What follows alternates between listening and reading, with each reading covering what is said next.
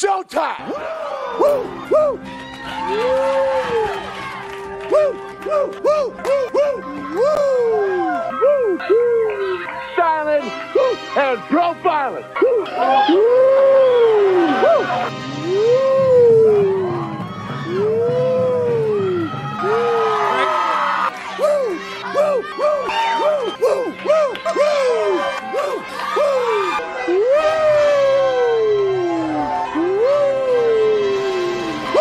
it's live and in color. Woo! Oh, this place is about to blow. He makes this. Good snap. Good hole. Good kick. Oh, yeah. And the Bills slide into the postseason for the 4th straight year. Welcome to the Mafia Sports Report on the Buffalo Fan Base Network. I'm your host, Tommy, to the highest degree, to the TOP from the 313. And by my side is my main man, my toucan Sam, the one they call the Apex Man, Mr. Mikey. What is going on, brother? Happy Monday, brother. Happy Monday, man. I had to play that. By the way, because, yeah, bro, I was feeling it yesterday, man, or Saturday night when we clinched a playoff spot yet again. What's up, Scotty, man? Glad you are always here. I appreciate you, man. By the way, Scotty, real quick update. Juan will not be joining AFC East Shakedown, so week 18. But Trevor, I believe, said he still will. Juan is a little upset because of the game on Sunday, which we all know what happened there. Probably the dumbest play I have ever That is witnessed. the dumbest play I've ever seen in my life. And I've watched some bad Pop Warner football in my day. And that was the dumbest thing I've ever seen in my life. How are you running that drill when you're tied? What are you doing? It's like that play normally, like there's like 9 times out of 10, it don't matter anyways. When they run that play 9 times out of 10, that wasn't even a play. I know, but I'm saying 9 times out of 10 when you're doing that backward throwing shit, it usually hits the ground and fumbles or anyways. Like it doesn't normally work. But it's a tie. What are you doing? What are you doing anyways? Everyone just assumed that play was called, and it wasn't. No, it wasn't called. I know that, Mike. No one said. Because a lot of the talking heads said, why would Belichick call that? No, because Stevenson fumbled that ball, and it just happened to go right to the receiver. The ball. I thought he threw it. No, knocked up and out. I didn't see that part. I thought he tossed it back. No, But either way, it doesn't matter. Even if he fumbled, it doesn't matter. The guy could just. But what was the wide receiver doing? That's what I mean. Jacoby Myers, right? Yeah, I think that's who it was. But I have no idea. Any. Not only did he throw it, he like tossed it like high in the air. Dude, like it was a terrible throw. He also got crushed by Max Crosby as he threw it.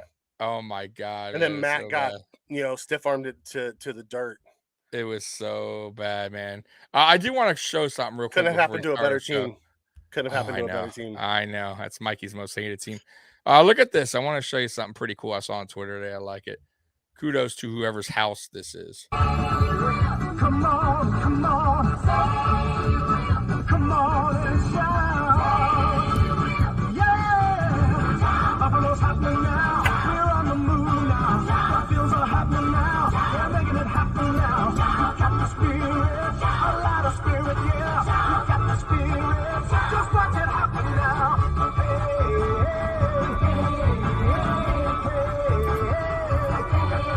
Anyways, I thought that was pretty cool, man. Whoever did that, I don't know if you watch the show or not, but props to you, man. Like, man, I wish I thought of that. That's awesome. I would so do that, bro. But yeah, let's get on track to the game in hand that happened Saturday night. Even though we did our post game, we could talk a little bit more about it. So, Mikey, now that the dust has settled, the snowballs have been melted and cleared off the field. Oh, by the way, real quick. So when the ref came out and said, if anyone throws snowballs, we get a penalty. By the way, that is not a rule. They came out today and said that is not an official rule. So they were probably just trying to scare the fans into thinking we would get a 15-yard penalty if they continued. But there is no such rule that they can. No, that doesn't surprise me. So just throwing that out there. Bunch of phony baloney. Yeah. Well, not only that, but Mike Robb was on One Bill Live today and talking about it, and they were throwing snowballs at the set, and Josh got mad at it, them told him to knock it off, and they stopped. Yeah, I saw that. Fans get a little, what do you think they're gonna do? They've been tailgating for hours. Right, a little we liquor jumped in through you. tables. You don't think we're gonna throw snowballs? Right, you got stuff at your feet. Oh, Mike. Oh, by the way, Mikey's recovering well, guys. If you want to know. Sorry, I meant to hit mute because I was gonna you're cough, good. and I hit stop camera. You're good. So back to the game. Man, Mikey, I'm telling you, like I forgot who. Oh, Jordan Poyer mentioned the same thing I did when we were talking post game. How it was just like it was meant to be when that snow came. Yeah. And things kind of turned around. Like everything was like it was just so weird how it all happened, man. And it was a brilliant drive. But anyways, let's get to the game. I want to talk about a couple things real quick. So let's start with Mitch Morse going out with a concussion. I want to talk about that real quick. So Mitch Morse out with a concussion. You worried, Mikey? What's going on with Mitch Morse? I absolutely am worried. I'm worried because you saw we were clicking on all cylinders in the first half. Mitch Morse goes out, and 100%. we struggled in the second half. And I think a lot of that had to do with Mitch Morse leaving.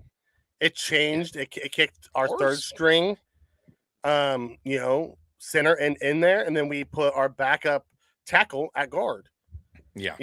I saw Bucker was reinstated today, which will give us more depth along the lines because Bucker plays both guard and center, which is helpful. Yep. But I am very worried, not just from a football standpoint, but from a personality standpoint, from a human side. Yeah. This is like number 7 for him. He may not come back from this.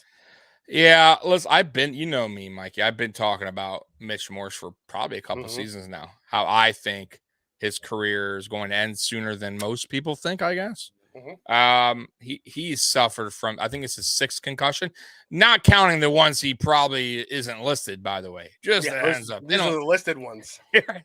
Right. They don't count every not including the college and the high schools and right. And the ones you didn't want to say anything about. What's up, Chewy? I appreciate you here, man. As always. Cheers. Yes, of course, cheers. But yeah, man, listen. Bill's got to start preparing for this because at this point, Mikey, for him, and like you were saying, in his health, the smart thing probably, and I hate to say it, is probably just finish the season, and call it a day. Because man, it's getting to the point where how many concussions you want to get, bro? And you got a family, you got kids, you got a wife. Clearly, there's something going on there where, and you know what they say, after one concussion, it's easier to get another. And now he's on a 6th.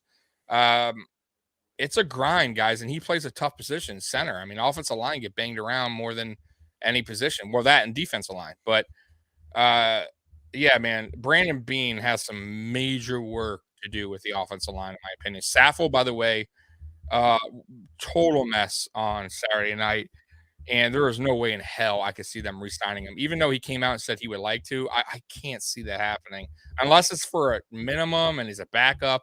Fine, right? Like a rotational guy, but not as a starter, Mikey. Well, you bring him back and you let him battle in camp for it. Yeah, that's fine. That's fine too. Or draft somebody, let him help battle with him. But yeah, I wouldn't mind that. It just depends on the money. You know what I'm saying? But either way, Bills have some problems there. They need to work on in the offseason. Nothing you could do now. I mean, I like that Ike Bacher is activated. I mean, it tells you a lot right there. Right? It tells you a lot. And well, he was always coming back because his 21 days just ended. But it tells you a lot of meaning how we're really. Well, him coming back is coming back at the right time. Perfect. Because his 21 day ended today, so he had to be either released, put back on IR, or activated. Yep. Yeah, go Bills, man. I don't know if I've ever seen you on the channel, but if you're new, I appreciate you hopping on, man. Yeah, we just got started, so Yep. And then going back to Mitch, he came out and said after his last one that he talked with all the neuros and his CTs were clean.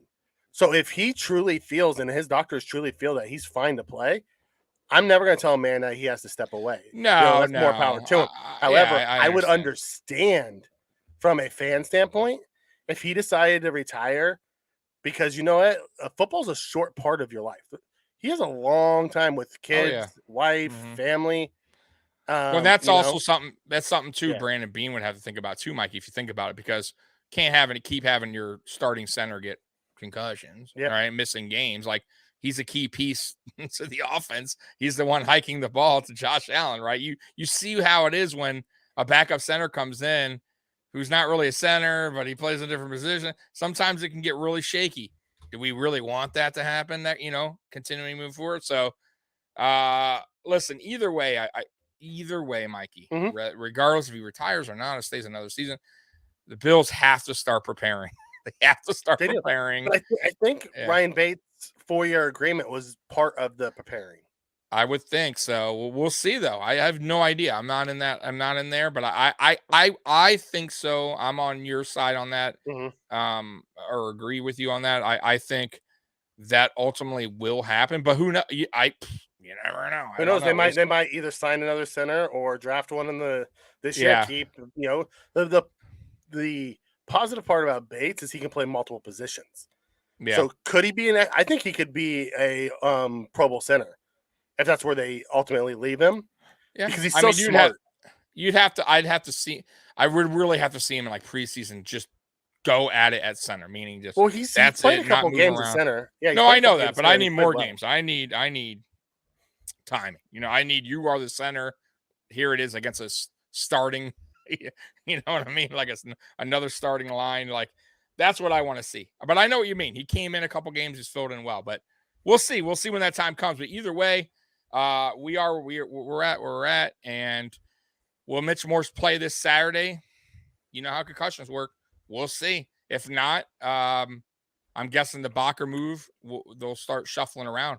I'm guessing, right? They'll probably put Van Rotten back at center. I'm guessing and keep Bates at right guard. Well, if Bates plays, Bates still nursing that ankle injury. So it might be Bakker. Maybe Bakker. Yeah, Bakker would probably go in at center, and Van Rotten would probably go to guard.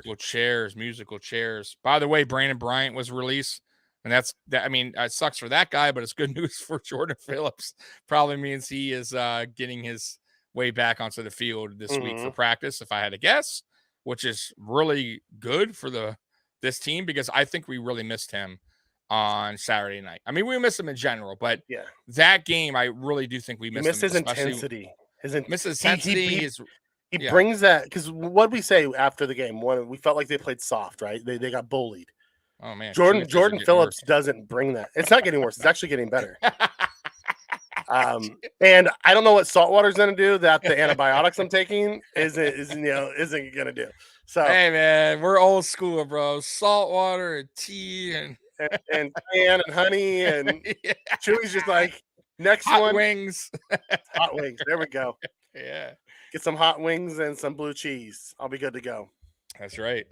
But ultimately, when it comes down to it, I hopefully Bates can go. If he can't, I think we'll find out on. Is it tomorrow that they let their first one go because we play Saturday? Because it usually comes out on Wednesday. Does it get moved up a day? I'm not sure. I'll be honest, I'm not sure because I don't. Saturday games are kind of rare. Yeah, I think we still won't hear anything until Wednesday. But if you see Morris limited on Wednesday, there's a chance he'll clear. If he's a DNP on Wednesday, 100%. Yeah, if he's a DNP on Wednesday, the chances are he's not going to clear.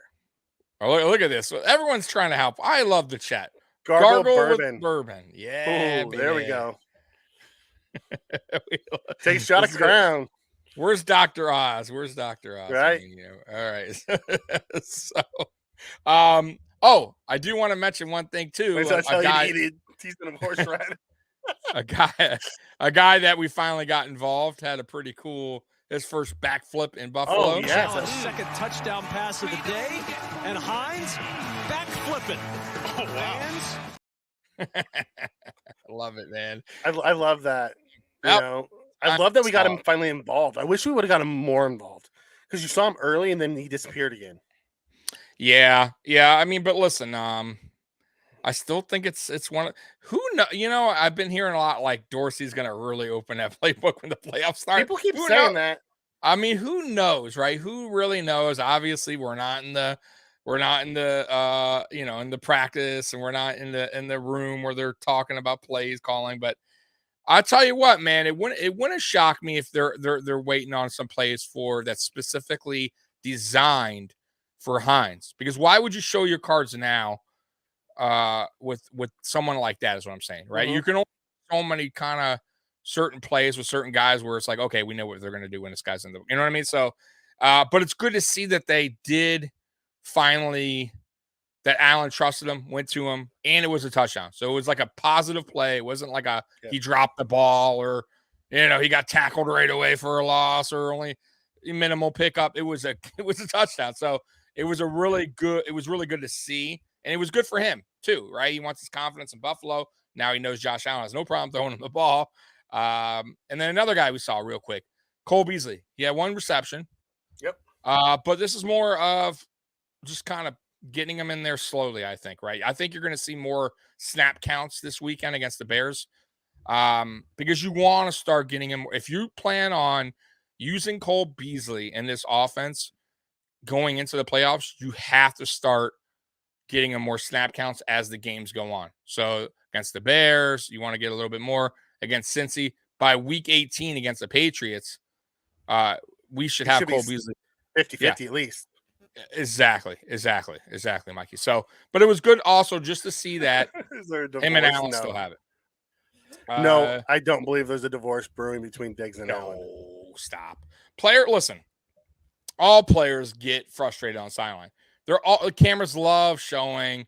They're not going to show you like Isaiah McKenzie, you know what I mean, getting frustrated on the side. Of course, they're going to show you the main guys, right? Allen, Diggs, right? Like the primetime guys, always. So I wouldn't look too far into it. This is how it is. It's a competitive sport. You want to win. You want to make plays. You know, and listen, man. And he's a top guy. If you felt it's just the way it is, guys. I don't know what to tell you. Listen, I played sports too. I get it. Like I was, you know, there's plays like, why didn't you pass me the ball? You know, like, so it happens. Well, it's not only that.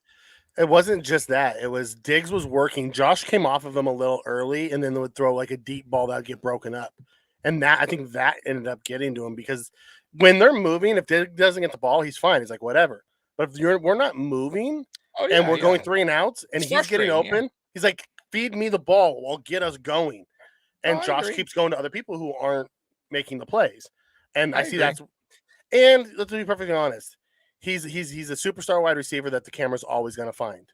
That's what I'm saying. Yeah, always. So no matter what he does, I mean, my God, listen, he was freaking had the he was flossing and they found him. I mean, they're gonna find him. That's just what they do. It's good for the camera. So I want to look for. Trust me, they're perfectly fine. He was sliding all over the snow when we won the game. He didn't look too upset to me.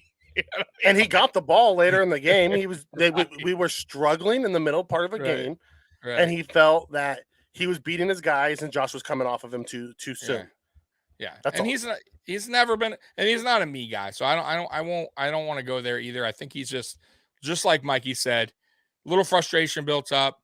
You know, maybe he felt like we should have done a certain, you know, went to him instead of going a different route and not getting a first down. I mean. And that happens. And I'm sure Allen agrees too. When they go watch film, guys, which they do, they talk, you know, then they talk. You think Allen and Diggs are like, fuck you, man. I'm going home, man. Give me the goddamn ball. Like, they love each other. They're brothers. And they say they're brothers. They fight. It happens. Right. So yeah, man. So anyway. Griggs, that's a great comment. Even if he would have thrown to Diggs, would have been called back anyways for holding. I know. Especially by the way, in that second half. Holy shit! You see a lot of Dolphin fans crying about the refs. I mean, absolutely. The Dolphins fans are always crying when they lose. Not everything. There was a lot. I keep telling y'all this. It's no game's perfect in any sport when it comes to refereeing. This is the way it is. It sucks. I agree. You don't think the Bills got hosed so many times in that game that if I go back and really look, I'd be like, oh my God, that dude's holding Ed Oliver. That dude is holding the wide receiver, right? Knock it down, face guarding him. I mean, there's so many stupid plays. I could go back if I really want to nitpick and be like, oh my God. And I know it sucks. I know there's big calls that are missed. I just see it on. It was. I'm like, I didn't notice any like so. Like, the Allen late hit on Allen out of bounds was some people were was out of bounds. About that they were saying that Hill was getting it should have been a call PI on, I think it was Tehran on one play. There was a couple comments. You got to go back on Twitter. I can't. The Trey one where Trey had his arm around Hill's waist. Yeah, there's Trey. I think Tehran. They were complaining about one of the calls. Who cares? Listen, at the end of the day, it's not a perfect. These guys are human too. There was no so egregious ones like last night in that Giants Commanders game. The dude was like, crazy. That dude was like hugging him. Yeah. Now and I'll take you back to another one. Last year when we played Tampa Bay. Oh, when they yanked Diggs down. Stephon Diggs he had his hand in his jerk. That's pass interference, but it is what it is. It is what it is. They missed it. But man, you know how fans are, man. But yeah, I agree. And everyone sees it from their team's purview too. Like everyone feels that their team's getting hosed by the refs. No doubt. By the way, did you think that was a catch on the McKenzie? I'm just curious because there's some people that think it was, some people not. Not by the way the rules written. Do I think he caught it? Yes, but the way the rules were written, because the ball moved and hit the ground. And his hand slid off a little bit, so if his hand would have stayed where it was at, it would have been a catch. But because his hand moved and the ball moved, it was an incomplete pass. I understand why they called it. I think dude, you can't. That was like the Jordan Poyer one.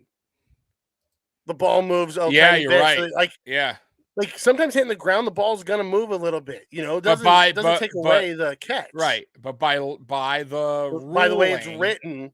By the way the rules are written, it's an incomplete pass. Right. So if we go by that, it is. I agree with you. The McKenzie. Like I think the rules written completely dumb.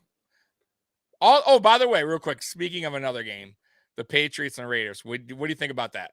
You think that was a catch by the Raiders? That was so goddamn close. I personally think he was out of bounds, but there was no zoom in where that could be definitive.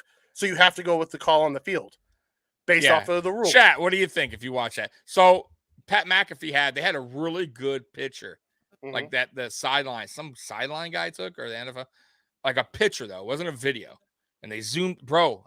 I mean, I don't know, Mike. He was really, really close. Based off of that high. I mean, paper thin. Oh, you are blurry, my friend. I'm gonna have to figure out what's going on with my camera. Yeah, man, blurry Mikey. You know what it is? It's you're sick, and it understands. Yeah, that doesn't like me. You're a sick guy, man. I think you caused your camera to catch what I am. Catch something. Yeah. Oh man! Oh, there you are. You're better now. You're good. I coughed and it came back. Right. You both coughed, I guess. So listen, I mean, looking at the picture, I think he was in. Like, but it's paper thin, Mikey. But either way, it don't matter. Like, listen, it doesn't matter at the end of the day. The Patriots blew the game. Yeah. Don't matter. You had the chance to go to overtime. That wasn't the game, like, taking the lead and then that's it. Like, you had no other opportunity. Like, you had an opportunity. You had an opportunity to play him in overtime, right? And you blew it by some dumbass, I don't know what you were thinking play. So, anyways, Mike going hazy. Yeah, he's back. Yeah, I opened up my camera settings and it like cleared it up. Oh my God, Triggs, I know Mac Jones. Oh man, chat. It was Jones and Jones, man. Jones on Jones crime. Jones on Jones crime. I think Mac Jones was like, what the? I don't think he. Dude, and then he took like. Have Zach Wilson watch Mac Jones' press conference on how to take responsibility for something that's not your fault. Oh yeah, 100%. By the way, the Jets lost. Yes, they did. And I predicted the Lions would beat the Jets. Matter of fact, every AFC East team lost except for the Buffalo Bills. Just throwing that out there. Yeah. Good weekend for the Bills. Right, and the Texans took the Chiefs to the brink. Ooh, boy, did they ever. I was like, but, of course, it's the Texans, so they had to do some dumbass play at the end and fumble. Couldn't give us the game. But, hey, that just shows you guys, and is exactly what I've been telling y'all all season, that these games happen, man. Even the Patrick Mahomes that everybody kisses his ass, and all these teams, all these certain players like that everyone rides so high on, they all have bad games, right? Mm-hmm. They all squeak by. Like, people talk about us like, oh, you barely squeak by the Lions, you barely beat the Jets. And bro, they barely beat Houston. I don't hear nobody talk about that. Like, they got one win. Like, but they're still top. They're the best things to slice bread. Like, come on, stop. It's the NFL. Shit happens. You have a bad game. They had a bad game. They almost lost. Like, people think it's college. It doesn't go by, none of it goes by style points. A W is a W, whether you win by 1 or 100. A win's a win. Yep. Oh, this is great talk because me and Mikey were actually talking about it. And I guess, you know what? Might as well. Since you brought it up, Scott, because I'm not done yet with this talk, but we're going to get on it. Fine. You know what? I'll skip it. Okay, so there was a lot of talk about Allen getting back into the MVP, race this week. So I'm like, you know what? Let me go take a look at the 4 people who are in the talk. Mahomes, Allen, Hurts, and Burrow. Currently, Allen sits 3rd in passing yards behind Mahomes and Burrow, and he sits 2nd in total yards behind Mahomes. He's 2 behind Mahomes in total touchdowns, and he's tied with total touchdowns with Burrow. Burrow and Allen both have 4 game-winning drives. The big difference is QBR. With Burrow and Allen, Mahomes leads with QBR. I think what it's going to come down to is if Allen keeps playing like the way he did this last weekend and we win out, he has a legit shot at it, because then people are going to be able to say they beat all the playoff teams. That means he beat Mahomes head-to-head. He beat Burrow head-to-head. He beat Lamar. You go down to every team except the Chargers, who will probably get in because we didn't play them. Ultimately, I think Hurts is the front runner right now. They're 13-1. He only has 5 turnovers as of today. He has 13 rushing touchdowns, so he sits in the total touchdowns. But if the Bills win out and get the 1 seed at what would we be, 14-3, and we've beat every playoff team, and Allen puts up close to these guys' numbers, I could see the AP voting for him. Yeah, I can, but it's the story. It's all about the story. I get it, but I think if Philly continues to win through the season, at least it depends on what Hurts does over the last 3. That's what I mean. The last 3 games, right? Because he didn't have a great game yesterday. He didn't, but I kind of think he's a story too. Philly. I don't think anybody had Philly losing 1 game up to this point. So listen, I could be a homer here and be like, Allen is the MVP, no doubt. Like, and I just feel like as of now, now, if I were to give my vote, and it sucks saying this, love Allen, I do, but I think Hurts is. I mean, you got to go by their record. You got to go how nobody saw it coming. Mm-hmm. You got to go by his stats, his completion percentage, his rushing touchdown. I mean, he's done a lot there. His stats are clean, man. Like, that is very good stats. That is right now. That's a top quarterback. Yeah. Right now, I think it goes Hurts, Mahomes, Burrow, Allen. Yeah. Currently, today. Now, those 4 can all change based off of how the next 3 games go. It's cold. By the way, freezing cold in Chicago for this weekend's game. 10 degrees, 25 miles. Yeah. I mean, I'm in Detroit. I'm in Detroit right now, and we are at 25 degrees. It is cold here, and it got to a blistering 40 degrees in California today. Whoa. That's tank top weather for most. Oh, man. But yeah, man. So yeah. Trick. That's a great comp. Yeah, go ahead. The 2022 Eagles remind them a lot of the 2019 Ravens. That is a great comp. You're right. Yeah, I can get on board with that. I can definitely get on board with that. Speaking of the Ravens lost as well, I believe, over the weekend. Let me go over some of the See, scores because I I don't don't want even think true, and I don't even think Micah Parsons is going to be Defensive Player of the Year because No, I don't Bosa think from the so either. Niners He's is been having a monster year. Yeah, he's been yeah, I agree with that. I thought Parsons played better last year, in my opinion. I still think he's a beast. I freaking love him on the team, but yeah, I'd have to look overall. But I think Bosa, yeah, for me, I think Bosa's leading the league in sacks right now at 16. Yeah, I have to look. But I do want to quick go over some scores before we continue on the Bills talk. So, Cleveland beat Baltimore 13-3. Baltimore, when no Lamar, obviously is a problem. Even with him, they have not been. They just have no weapons there, and man, that's bad. Obviously, we know Minnesota may have the greatest comeback ever. I'm not going to really talk about that because who cares about Minnesota? Detroit, like I said, edged out the Jets 20-17. Carolina lost to Pittsburgh, and Jacksonville with an upset beat Dallas, which we talked about. Man, Jacksonville, by the way, is in a playoff hunt. Kansas City barely beat Houston 30-24. Denver beat Arizona, which we already know. We know the Raiders won. The Chargers beat Tennessee. Tennessee's falling apart, guys. Falling apart. And Cincinnati made a good comeback on Tampa. They were getting their butts whipped at one point, and they just rolled them in the second half, Mikey. And obviously, you guys know the Giants beat Washington on Monday night. So, yeah, a lot of tell you what, this is crazy because Mikey, I did not see this happening in the beginning of the year. That I thought it was going to be like really tough for some AFC teams to make it in the playoffs. Like you had to win 10. There's some teams that could squeak in with like 9 wins. I mean, like seriously, like this is not even in the NFC. The Packers still, believe it or not, and the Rams could have technically a shot to get in the playoffs. So like it's really there's been a lot of teams that play bad this year. That's why I kept telling you guys I would just pump the brakes on the Buffalo Bills. And I'm like, oh my God.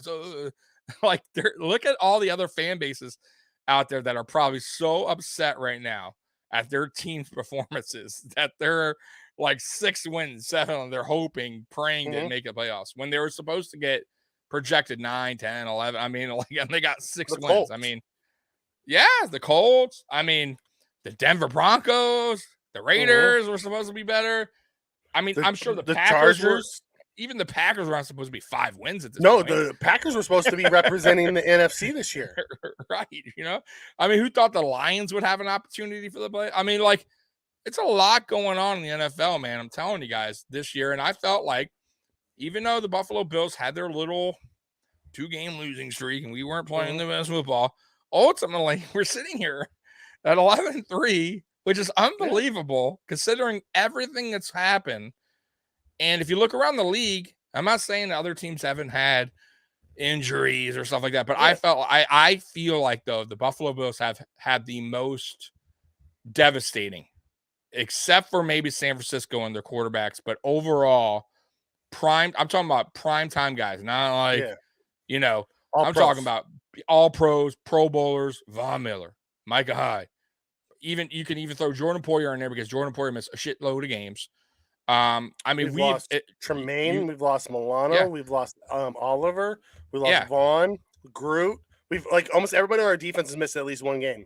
Yeah, Josh Allen ain't playing 100%. He ain't gonna. I'm just throwing this out there. So I get there's a lot of injuries, but I don't know if I think Buffalo has had the most craziest amount of injuries and also missing 2 home games. Like we've had a lot stacked against us, and for this team to be where it's at right now. And by the way, I don't know if you saw the video in the beginning, if you guys weren't here, or if you don't know by now, Bills clinched. We're not clinched, but we are going to the playoffs. We clinched a playoff spot. We clinched a playoff spot. Yep. We beat the Bears Saturday. We clinched the AFC East, and we can hold our belts back up because we are the champs again. That will make it 3 seasons in a row, which I don't see why we won't.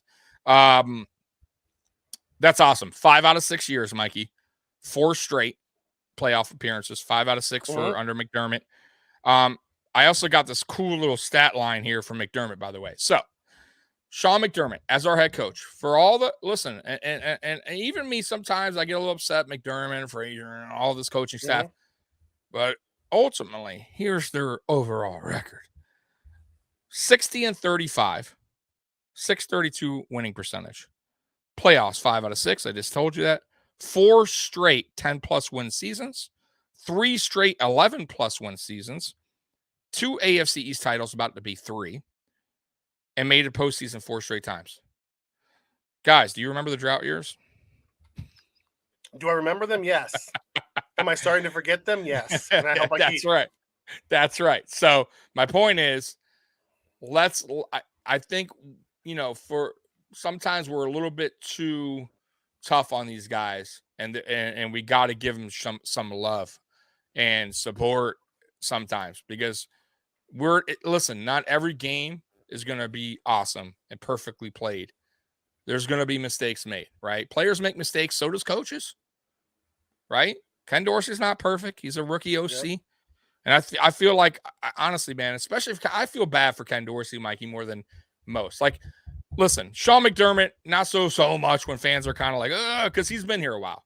Like, you know what I mean? Like, clock management shouldn't be an issue. You know what I mean? Or like, or bad when he challenges plays that clearly shouldn't be. Like, these are things like now we're like in season, like, dude, like, no more, you can't have that. You've been around long enough. But Ken Dorsey, like, guys, he's first year. Like, come on. Like we got to give him. I don't feel bad for him. Somewhat of a break. I don't feel bad for him. Who? Dorsey. I don't feel bad at all for him. I didn't say feel bad for him. I said you feel kind of bad for him. I said sometimes you got to give him a break. Sometimes. Oh, is that what you? Yeah, you said you felt bad for him. So yeah, okay, yeah. So I mean, you got to give him a break at times. So if I said bad, I'm sorry. Yeah. But I feel like sometimes he gets a little bit too criticized. When I don't think it's criticized anymore when we criticize Daboll. No. Well, Daboll. I criticized Daboll before when he's hired. Yeah, I'm just saying it's what you do. And honestly, I don't think it's all Dorsey. It's execution as well. 100%. Dorsey's not dropping passes. 100. By the way, we lead the league in drops. But just throwing that out there. Yeah, but I will say it is partly Dorsey's fault that we're not running the rock. I agree with that too, but that's been an ongoing thing. And our offensive line isn't the best. Like, let's be real. Like okay, so like we have not been good at running the rock since Shady McCoy under Brian Daboll, who's when we lost Richie and we lost Eric Wood. Right. So you got to go back to the OCs and go, God, like that'd be like us, me and you, like hypothetically, guys, like, or I guess I'll just chat. You can think about it too, but me and Mike are hypothetically right now. So let's say me and Mike are the OCs. We're up in the box. We're calling a run play, stuff. Let's just say how things go. Right. Eventually, we're probably going to start going a little pass heavy. We're like, fuck it. Like, we got to start passing the ball here. It's not working. Or we got to run Allen a little bit more because he can run a little better. For some reason, they block better when we call a design run for Allen. I don't know why they block better, but they do. Because Allen put this foot in their butt. Right. So, like, I understand at that point, too, where they're going, man, we just got to get Allen going. You get what I mean? Like, all right, the runs, it's just clear this offensive line is really bad. They're not blocking. They're not doing their job. We got to shift the focus. Now, I do agree, though. I will say with Daboll and Dorsey, and by the way, Dorsey was under Daboll, so he probably got a little bit tendencies under Daboll. I would say still, though, you got to still run the ball. You can't totally go away from it. And I kind of feel like Dorsey did that early in the season, but you got to give him some credit later on because he's kind of the last, I would say, month, he's kind of been moving the ball more, especially in the second half. That last drive is an example. He could have went pass heavy. Daboll would 100. I'm telling you, that last drive that we did against the Dolphins, if Daboll was here, it would have been pass. And he mixed in the runs. He mixed in James Cook, Devin Singletary. We killed the clock. When we needed to pass, he passed. We call it short, crisp passes. Nothing was crazy deep or unbelievable. Like we just worked the ball down the field. I don't think Daboll would have done that, in my opinion. I could be wrong, but I remember games like this where it was just like, okay, here we go. 5 out, five set. That's it. Let Allen throw, pass that. I hear what you're saying. I'm with Triggs. I just want to see a little bit more creativity from 100%. our team. That's all. I agree with That's okay, that's really that's my that's not big, running. That's we my were talking about yeah. running, I'm just talking but about creativity in general. Yeah, okay, so that's a whole different subject. Yeah, if we're talking creativity, yeah, it shouldn't be this difficult for guys to get open. Like, there's times during the game where it's difficult to gain a yard. Like, where's the creativity around that? I agree with that. You see it in I agree with that. San Francisco, LA, Miami, all these places. Like, where's our creativity at to scheme things up to look a little bit better? Granted, maybe it's just the scheme that we're running, and he is super creative, and he's just being held back for whatever reason it is. But I think that's where most of my criticism comes from of Daboll or of Dorsey. Like, he's a rookie OC. He's gonna learn as he goes. Yeah, Daboll year one was hot mess. He was also given the keys to the Ferrari, and was like, okay, you have brand new 16-year-old driver, never done it before, and you give him a keys to the Ferrari and say, don't wreck it. But can I throw something at you though on that though about the Ferrari and the creativity? When Daboll was here though, he did have one of the best slots in the league at the time, who was making unbelievable plays, right, when needed, right? Stephon Diggs clearly was here. He had a veteran receiver in always, right? It seemed like either John Brown or Emmanuel Sanders. Just saying. He had Gabe Davis, who played, I'm going to be honest with you, much better last season. And this season, when we went in, yes, I thought the same thing as you as right now. I thought, man, we don't even need to draft a receiver. I was saying, why are we even drafting a receiver? We're stacked. We got Crowder. We got McKenzie playing good in the and none of that's happened. And you got to be real here. The only guy that's been consistent has been Stephon Diggs. And that hasn't been the case in the past. It's not Dorsey's fault that these guys are dropping the ball. Now, I agree with you on creativity. I'm just saying maybe he doesn't feel comfortable with these guys. I'm just saying, I don't know. I could be totally wrong. Or maybe he's saving it for later in the season. I have no idea. Julie's killing me. Who cares? We're just nitpicking. Having a conversation. It's a topic. Because tonight it's not just us here, but if you go out on Twitter, it's discussed at length. every and you have that battle going on Twitter right now. Tommy and I are just talking about it. Just I don't have a problem with him, but also Tommy, to counter your piece of that, if he realizes those guys aren't playing to their potential, it's his job as the OC to find a way to get those guys motivated and scheme to what their strengths are. 100%. So that's all. But 100%. I mean, we're nitpicking. We're 11-3. We have the it's not nitpicking. 4. Not nitpicking though. Yeah, we have the number 4 offense in the NFL. Yeah, no, it's not nitpicking. I was just bringing up, just because it's Twitter still going to be. Listen, it's going to. Yeah, it is. I'm on there, bro. I'm on there too, but it's toxic. It's going to be an ongoing issue until we win a Super Bowl. I'll be honest with you. I'm going to be totally honest with you, because if we don't win a Super Bowl this year, I promise you guys, it's going to be, is Dorsey really the guy? Like, you're going to hear Frazier needs to go. Like, you're going to hear all this. McDermott can't win. Get us over the top. Get rid of him. You're going to hear all that. Right. But I don't think we heard at the end of last year. Right. We're going to win a Super Bowl. I'm just saying. But either way, I'm just throwing it out there. So moving forward, I do want to talk about something, Mikey. Yeah. I posted something on Twitter regarding Trey White. And I guess I'll play it here real quick for most people, because I don't know if not everybody has Twitter. And I kind of want your thoughts on this real quick.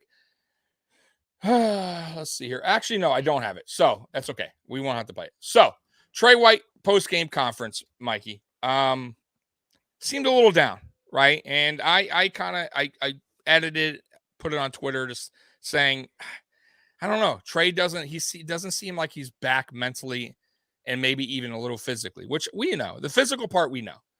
The mental part, I mean, from what I, now I don't know. Maybe he's fine, but it just doesn't seem like the Trey White we all are used to as far as what he does on the field, like as far as his personality goes, how he talks to the media. He's just the upbeat Trey is not upbeat. He's more kind of just flat right now. They asked him about his, how his recovery is going. And he said, I'm not 100% back. Basically, I'm still doing rehab, but it's kind of tough to do rehab and play these games and have time to do both. So it's clearly, I think he's definitely not satisfied. He's not happy with his play. I think it's fine. I think he's been good, Mikey, in my opinion. I know he's not 100%, right? I get that. I know he can't probably do what he wants to do. And that's maybe what's leading to the frustrations, which I can understand. Yep. But what's your thoughts on Trey White? I think we might be reading into it a little bit too much. Everyone I've seen, they've done after practice or after a game, and chances are the man's exhausted. Remember, he didn't play for a year, Yeah. So and he played every snap of that football game last week. So when he went to the podium, he may have been tired. That's why he was just I thought the same, but when I posted it on Twitter, because I felt that, but I kind of wanted to see what other people felt. And it's gotten like 4,000 views, and it's a lot of people commenting, and most people agree with me as far as his body language. It's not so much that he's tired; it's more about how he's talking about the injury. Like I wasn't even talking about like really him being tired or whatever. Like it's more about how he responded to the question. I'm not, I'm not there yet. You know what I mean? Like I'm still trying to, I you can't really saw it though in the game. Yeah, exactly. and that one-on-one with Tyreek Hill at the bottom, you saw him try to explode to catch up, and there was nothing there. Nothing. And there. Not that I think he could keep up with Tyreek, but he wouldn't have got burnt by like 5 yards. He wouldn't have got burnt by a mile, right? Like that was the first thing I thought. Yeah. I'm like, wow, he is so behind. He like the old Trey would have at least caught up a little bit and try to make some kind of play. He would have had a chance to get within 2 or 3 yards and jump for it to try to bat it down. But that burst wasn't there. No, and it won't be there until next year. It takes 100% more than a year. I totally agree with anyone that has ACL like that. It takes a while. And Mike, I'm with Scott on this one. Go one up. This one says we'll not get elite Trey back until next year. Let's face it, he's getting his share of burns, but he's still a leg up on Dane and Elam. No, 100%. Yeah, I'm not saying he's not shit. He's our top receiver, top corner right now. Yeah, no doubt about it. But I'm just going by mentally and physically. Yeah, mentally and physically. And Mikey and me talked about this earlier before we came on. He made a great point. Von Miller talked about this when he had suffered his first ACL. The mental part was tough for him. And then he kind of learned to kind of like cope with it, learn like to adjust and for the next one. And look, it took him over a year. Took him over a year to figure that out. And that's why that's how he became so positive. Exactly. So he realized, put himself in a positive mindset, created that. So yeah, that's where I'm going with this, Trig. Exactly what I'm saying. I think the mental side of it, I think he'd never been injured before, ever. Exactly. So that's why I think, like, first of all, it never been hurt, got an ACL, which is a major injury. And then I think maybe even it took a little bit longer than he expected it himself because he's an athlete. And athletes think, fuck, I can do this in 6 months, baby. I'm feeling good, like rehabbing. And you get out there and you go to do a certain move and it's like, I'm not back. And I think mentally when he's out there and he's trying to do something that he knows he can do in his head and he can't because his body won't let him, or his body's not back to where it needs to be in order to do those things. It has to drain him mentally because he's like, I'm better than this.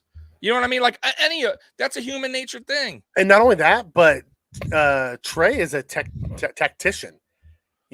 He's all about his technique and the fundamentals. Yes. So to go in and then realize that you don't have the athleticism outside of that, it's going to take him some time to get used to until he gets that back. Right. Yeah. That's all I'm saying. Like, I hope I hope, like, to be honest with you, and he said it, I have a lot of good people around me, all that. Mm-hmm. I hope players that had this, like especially Von Miller, who's still around, would talk, like, and maybe they already did, but like players like that gone through it need to be in Trey's ear, I think. Not so much like the training staff. Like, they're cool, and I'm glad they're helped, obviously, but you need guys that have been there and done that, like that's had that happen before, and hurdle that mental part. You know what I mean? And make them understand, like, this is how it goes. You're going to be all right. Just keep grinding. You'll get through it. You'll be back to you before you know it. You know what I mean? But we'll see. I just know that's not the Trey we're seeing out there. The fun loving, having a great time is definitely not there yet. So we'll know when it's there, because you'll see it. You'll see, because you didn't really see him dancing in the snow like he normally does. And those type of things. But he'll get back there. He's still grinding to get back. Exactly. That's my point. Yeah. And he felt very business. I don't think OBJ's playing anywhere this year. I really don't. No. That me and Mikey talked about this. Like, we wanted him to come. And we were saying it, but that's if he was ready to go, right? He's not ready to go. What's the point? I mean, obviously nobody signed him. Obviously, he even said himself he's not ready. So he's not ready. So the story's over. He didn't even say he's not ready. He said, I don't see the point of playing in the regular season. Yeah. So, and I'll be honest with you, Mikey. I don't blame him. Get yourself right, because look at Trey. I mean, ACLs are a bitch, and he just had his later than Trey. So just get yourself right, OBJ, and whoever you sign with, good luck to you. Anyways, Scott nails this one. Brown and Beasley were the smart moves. They'll both become 100%. More effective as each game passes. I agree 100%. And Beasley's the key. And has a whole lot less money because they both signed to the practice squad. That's right. So because once that out there, because here's the thing. They each can be called up 3 times during the regular season, but then once we get to the playoffs, they can be called up as many times as we want. That's right. So they don't have to be on the active roster. I think Cole will be active before that. I'll be honest with you. John Brown, I don't know. I'm going to be honest with you. He'll probably stay on practice squad. Yeah, this is what it'll come down to with John Brown, in my opinion. If Crowder can play for the playoffs or not. If Crowder's a go, you won't see John Brown, in my opinion, in the playoffs. If he's not, it's very possible you see John Brown in the playoffs. Very possible. Just throwing that out there, and it may not be the first. It could be the next game we play. I'm just saying, like, you know how that works. So just throwing that out there. I think the Crowder thing's still looming. And by the way, I said it last week, and don't get your hopes up, but Micah Hyde. Stop talking about it if you don't want me to get my hopes up. Right. You said your piece on it. Stop bringing it up if you don't want me to get my hopes up. Dean said it. I didn't. We don't talk about that until it happens. I just want people to be like, Tommy, you were right. All right. So, anyways, I don't need to hear that because I will get my hopes up. Yeah, I know. Mikey's sort of like getting his Micah Hyde jersey on. No. Oh my God. Oh, Beasley and Crowder in the slot. Oh, that'd be amazing. Oh, dude, that'd be tough guard for any 3 game balls to go. Yeah. Listen, guys, so here's the deal, man. We got one more game against Chicago. I mean, obviously we got 3 more games, but we got one more game to clinch the East. Yep. Mikey, this is it. Yep. It's a very winnable game, in my opinion. This is the game where all 3 of them are winnable. Yeah, they're all winnable. I'm just saying this should not be a problem for the Buffalo Bills. We should win this game. Yeah, Jalen Hurts, not Hurts. Fields. Fields is he's a runner. He definitely has the legs on. I'm worried about Fields running with our tackling ability lately. Yeah. Speaking of that, because we didn't really continue on the game, so we'll go backwards. We'll kind of rewind a little bit. The tackling, the bad run defense. I kind of was like thinking about it. And I forgot who I watched, but they made a great point. I was thinking the same thing. Was the way we played defense against them. We invited them to run. We brought our linebackers so far back. I think, honestly, and Frazier, man, I think Frazier said, you know what? We'll give him the run, but we ain't going to let them beat us on the pass. They just expected us to tackle better. So they didn't have to break off those long ones. 100%. That's exact. And I don't think Frazier was going to change the style when the tackling was going bad. He wasn't, because it goes back to when the Chiefs came to town. Remember, back in 2020. We said Patrick Mahomes not going to beat us. You're going to have to run on us to beat us, and they did. We invited them to run that way too. Yeah, yep. And it'll slow the game down. The difference was when we did it this way, our offense was clicking, and we were able to put up the points to get the win. Right. Like we weren't going to let them just blow us out the water. Granted, we did have a couple, breakdowns defensively in the secondary that allowed for big plays and touchdowns. But otherwise, the game plan was invite them to run, tackle them, let them run the clock out on themselves. Exactly. It's just the tackling was poor, and I felt like guys like Boogie Bash, and we mentioned this, guys were standing around, couldn't set the edge. Yeah, they almost like they were flat-footed, or like they had like stones in their foot. They just were not moving. Poor tackling when they did. Tim Settle, a couple missed tackles there. Had him around the waist. Yeah, the only guy I would say that was consistent in that game tackling on the line was Daquan Jones. I thought Daquan Jones did a very good job. A beast, man. Yeah, he wrapped players up. He's the underrated anchor of that defensive line. 100%. That's a great signing, by the way. He's a guy. He's not going to get like people aren't going to see what he does because of stat wise. No one's going to talk about him. Right. But if you watch the game, you watch the film, he does so much for this team. He's kind of like when Starr first got here. I'll be honest with you. When Starr, his first couple seasons, Starr was pretty damn good. He was very, like, a lot of people don't talk about that, but Starr really helped Ed Oliver that the season before he sat out because whatever. But in 2019, he really helped Ed out. Yeah. So I see it like that, like and starting to get a lot of. Except everyone's like, oh, Daquan's better than Starr. No, he is. But I'm just saying, like, it's kind of like that as far as the stat line goes. Like, sacks. And I don't disagree with that. And it was the same thing when you go back and look at the film. Starr was getting doubled a lot, freeing up Ed Oliver. So I kind of feel it's the same way now with Ed Oliver, with Daquan Jones there. Really helps him out a lot. Now, obviously, missing Von Miller, losing Von Miller, man, I'll tell you what, too, Mikey. In that game, compared to the first game, Von Miller's a hell of a run defender, right? Yep. He would have got out there and made some plays against the Dolphins Saturday night. You know what I mean? And unfortunately, he wasn't there. So he is sorely missed as far as that game. I will say another guy that did pretty well was Shaq Lawson. Thought Shaq Lawson played very well. Shaq Lawson played great. Yeah, and I thank God that's another signing. He's the 2019 Shaq Lawson is what I'm seeing from Shaq this year. And he loves it. He loves playing here, which is I love guys that just love being here. The guys that fit his style. Yeah. Guys that disappoint, by the way, that we need to start talking about. Cam Lewis needs to go. Not cut, but we need to put DeMarlo there. Like, what is going on there? He can go to the practice squad. Right. So I mean, he needs to go there. Right. Marlowe, you got time to listen. You traded for Marlowe. What for? If you're not going to even attempt to use him, Cam Lewis clearly making mistakes all season. Dane Jackson, I've seen enough. I keep saying this, but they're not going to change it. I thought Levi Wallace. Kyrie Hilton played great, man. I thought he played very physical. Listen. Even when he got beat, even when they caught the ball on him, I loved. He was still like on him.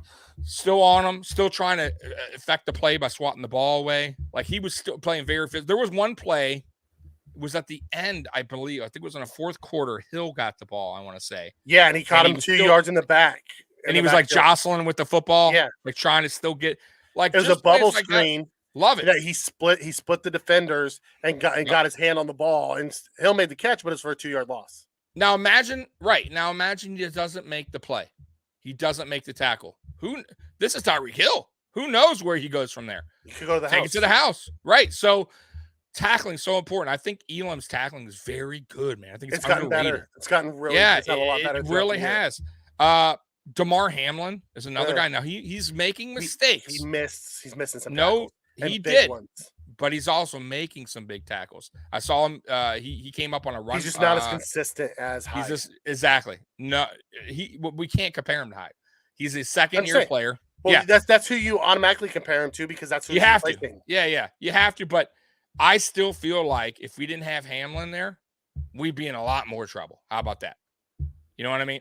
Mm-hmm. So Hamlin's done a very. I think Hamlin's done a great job. He just a couple of the really big plays are because Hamlin's missed the tackle. Sure, and that is signs of a guy that's still learning the position or still learning the NFL position. I know he's a safety coming out, but it's a different sport, man. Well, not only that, but it's the first time he's actually playing. Because last year he was on the roster, but he didn't play any defensive snaps. No, nothing. We had 2 All-Pros. Preseason. That's it. Yeah, preseason. I think he came in a few times for some snap counts, but nothing. I don't think he played any started any games, not that I'm aware of. But I still think he is a guy that stepped up. I guess while we're on this topic, who are your guys that you like, Mikey, that has stepped up to the plate this season? Meaning they, even if they're starters, just guys that just stepped up. Shaq. Okay. Daquan on the defensive line. 100%. Okay. Loved seeing Hamlin. He stepped up. And then Kyer has gotten better and better every week. I think those are the guys who have really stepped up on the defense. On the offensive side,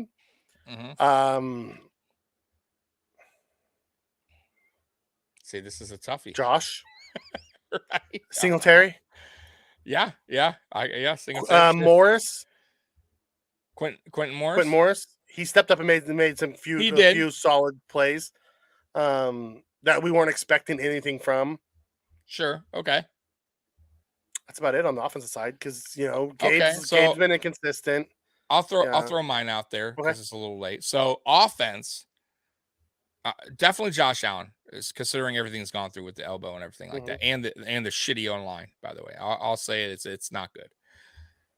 Devin Singletary for sure because he's always a team player and he does everything the team asks him. And I'm gonna throw a guy out there that I wasn't high on early, but I think he's been playing very good lately. James Cook. I gotta show James Cook a little love there because I thought that's who Chewy just called up. Yeah, I think they're mixing him in more into the offense, and he hasn't fumbled since his first game that I'm aware of. And he's starting to get on the same page as Josh Allen, and it shows on that touchdown when Josh Allen was scrambling that he was on the same page. And that's rare for a rookie and Josh Allen to trust James Cook to make that, because that is a backyard football play. That is not a call play. James Cook had to know, okay, scramble. Here it is. You know what I mean? And Josh had to go, I got to go to him. I'm going to try. He's the guy that's going to, he opened up in his, in his vision. Yeah. They always say, make your numbers seen by the quarterback. And he made himself, clean for the quarterback to see. Chewy's. Go ahead. Okay, go ahead. Finish up. No. And then on who else on offense? I would say Diggs too. I think Diggs. I think Diggs is just. Diggs has been solid. Like Allen. Defensively, I want to say Phillips, but Phillips has missed so many damn games. It's tough, but I'm still gonna go. Can't say stepped up, and then also he disappeared a couple games when he first came back. Yeah, exactly. Early season, yes, I'd say stepped up. I think since the hamstring, he's not been the same. Totally, exactly. Now he's not bad. I'm just saying he doesn't. He still seems like he's battling something. He hasn't been wrecking shop like he did early. So I'm gonna say Shaq Lawson. I'm gonna say Jordan Poyer. Because Jordan Poyer playing through that elbow. We're undefeated with Jordan Poyer in the game. It tells you a lot. I'm gonna say DeMar Hamlin because that's not an easy role to fill. And he came in right away and he's done fine. And I think that's it as far as defense goes. Someone I didn't think of. Oh, and Daquan Jones too. Jones. Someone and Ed Oliver. Ed Oliver too. He's having a great year. And Gregory Rousseau. God damn, I'm missing a whole bunch of guys. Sorry, but Greg missed some games too. Someone for guys that I wasn't expecting, Benford. Until he got hurt. He was having a really good season until he got hurt. I was gonna say that Benford. Too. I was gonna give that a split and say Benford and Elam had a pretty now Elam he's a first round pick. We were thinking he's learning exactly he's a press man corner. He's learning it's a totally different concept. Exactly. But Benford was a shock. I think that you know what? If we're gonna say who stepped up, Teron Johnson. Yeah, I love Teron. Underrated. He's played every game, hasn't been hurt. He had a good game. And he's been solid. Yeah. He had a good game against Miami too. Made a couple. He got beaten a couple times, but overall he did good tackling. He's been solid all year. He's been solid all year. He's been the one. Person you can count on being back there every week because even Poyer's missed time. It's been Tron. Tron's been out there every week. And then I'll throw one more out there, Tyler Bass for special teams. Oh God, I'd say our whole special teams unit, really. All three guys. Ferguson. Oh, you're right. Martin, the punter too.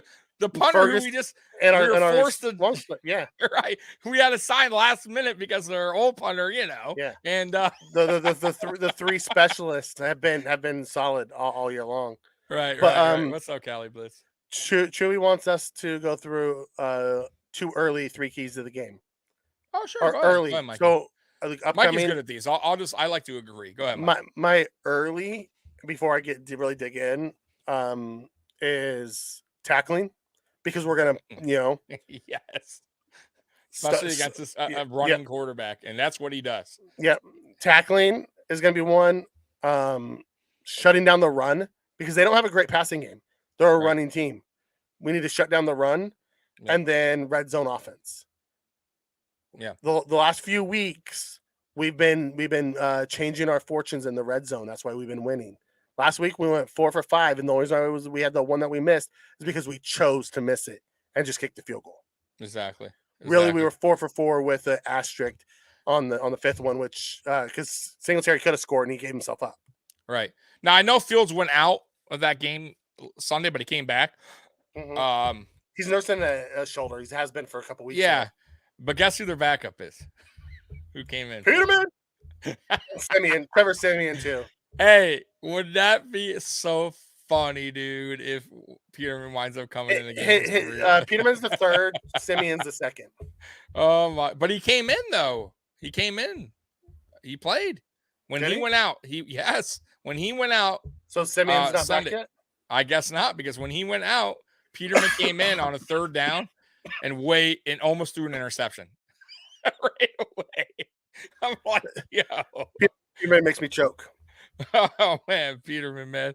But yeah, no, Peterman gave it. So that would be funny, dude. But yes, I agree with you. Either Edmonds or Milano.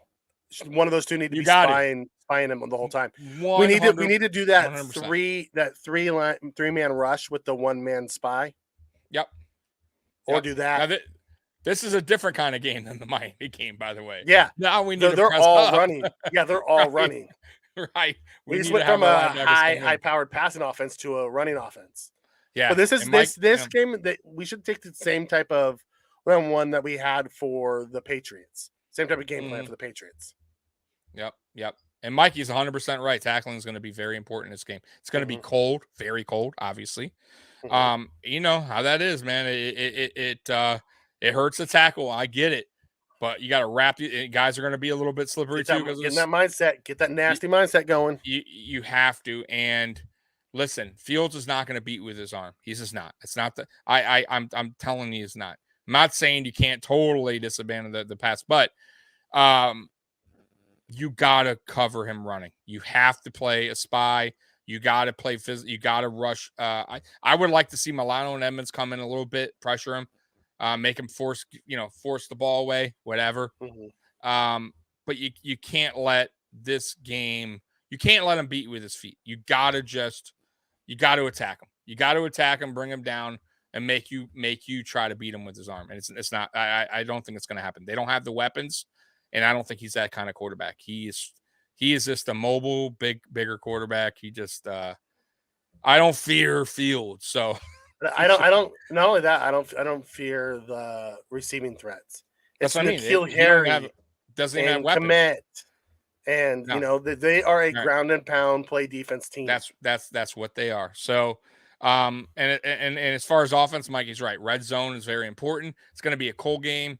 I think same motto as I've been saying the last 4 weeks. When you're in the red zone, listen, don't do anything stupid. Take your points. I don't even care if their field goes at this point. Every drive with a kick. Yeah, it doesn't matter, right? Don't force, a 3rd down pass because you want the touchdown so bad. Take the points, especially this team. Listen, Chicago's not going to score a lot, right? We score a couple field goals, couple touchdowns. We win the game, in my opinion, right? I mean, it's simple as that. I don't think Chicago's going to score over, I would say 13 if I had to guess right now, 14 the most. Like, I just don't even see that. I don't think they just. I was thinking 17. And the reason why I say 17 is our defense always gives up one freebie at some point. We always give up a touchdown early too. I don't know why. It's like in our it's in our. It's like, Night, Chewy. Thanks for riding with us, buddy. Hey, be good. And matter of fact, Chewy's going. I have nothing else, Mikey, unless you got something else. No, I don't. I'm excited. We clinched a playoff spot, so we punched our ticket. Yeah. I mean, at the end of the day, you can't win the big one if you don't get into the dance. No. So, 100%. You got it. Yep. You're. We still have things right. to play for. The East is next, which we can clinch this week. That's right. And then we have 2 more games left. We win them both. We get the 1 seed. We control our own destiny to the 1 seed. 100%, Mikey. Listen, man. I rock my Bills gear today. I told everybody you should feel proud. Matter of fact, I just rock it all week. I rock it all week. I rock it year round. I do too, but I'm saying for everybody else out there, if you don't wear it proudly, because we're back in the playoffs again. Yes, Dan. Absolutely, buddy. Oh, Dan. The AFC East this week. Put on those hat and shirts. Can't wait. But man. That's just one step to where we're our ultimate goal. So that's just one step. That's right. And then listen, the one thing we've been preaching is home field advantage throughout the playoffs. Yep. That is the next goal, right? That is the next step. So we handle our business in Chicago, and then we handle our business in Cincinnati, and we come home and we finish it out against the Patriots, and we win the AFC, and it runs through Buffalo. Yep. And this is what we've been missing since McDermott's been here as a coach. Playoffs are great, but I think even McDermott knows and what his goal is, because I think. Listen, if there the Mafia makes a difference. Yeah, if there was a chalkboard up and he had goals that were checking, which I'm sure he somehow does, we've checked all of them almost. And I think the next one is win the AFC, and then the Super Bowl, right? Like these are the goals, right? And we've already done the East. Listen. Oh, you're talking about his dream board? I'm talking about the dream board. Yeah, like with the team, since he's gotten here, the first year was just trying to get in the playoffs, right? Wild card. Which we did. And then the next was, okay, let's get that East, right? And we finally did, right? And now we're controlling this. We got the AFC Championship. We checked that one off. Yeah. Next one is the 1 seed. Right. Then winning the AFC Championship, and then the whole enchilada. That's right. So listen, man, we're on the right path, guys. This has been a rocky, weird season, but it's been awesome. We're 11-3. And I'm super happy, man. So anyways, guys, we will be back. Let me tell you real quick the schedule on this week. Tomorrow is Nuclear Heat Wave Wrestling Podcast for all you wrestling nerds out there. That starts at 8:30 tomorrow. Wednesday is Rally Towel Sports at 8:30. They talk about everything. And by the way, they're Bengals and Pittsburgh fans, so you might be interested to hear what some Bengal fans want to talk about. I'm very interested to hear what they have to say. Yep, and Browns too. One of them is a Browns fan, which, by the way, Browns still have an opportunity. They're still technically there. So, and they won. So they're still in the hunt. That's Wednesday at 8:30. And then Friday Night Lights is at 8, and we will be previewing the Chicago game. And then Saturday, obviously, you guys know, is Fantasy Kingdom. By the way, I'm out. I lost my big money league.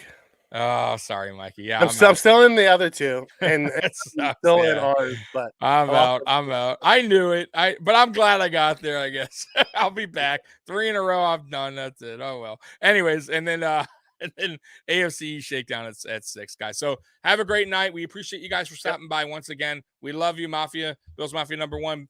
Go Bills. Go Bills. I will play the best outro. In the business. In the biz, baby. Peace out, guys. Go Bills. And look at it go. He could go all the way. Touchdown, touchdown, touchdown. The Bills make me wanna shout. Kick your heels up and shout. Throw your hands up and shout. Throw your head back and shout. Come on now. The Bills are making it happen now. Stand up now, come on and shout. Yeah, yeah, yeah, yeah.